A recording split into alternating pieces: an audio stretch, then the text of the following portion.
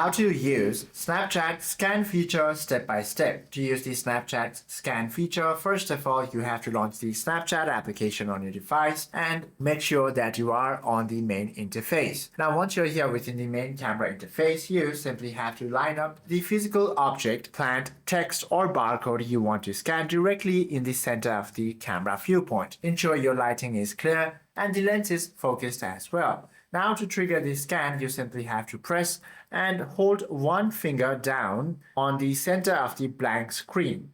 Do not press the shutter speed. You will see a glowing particle swirl across your viewfinder indicating that the app's computer vision engine is actively analyzing the image itself. Now, once you do this, you simply have to scan the music, or you can also scan the plants and animals, scan the barcodes and products, and also solve math equations. Hope this video helps you out a lot. If you have any questions or queries, please do comment down below.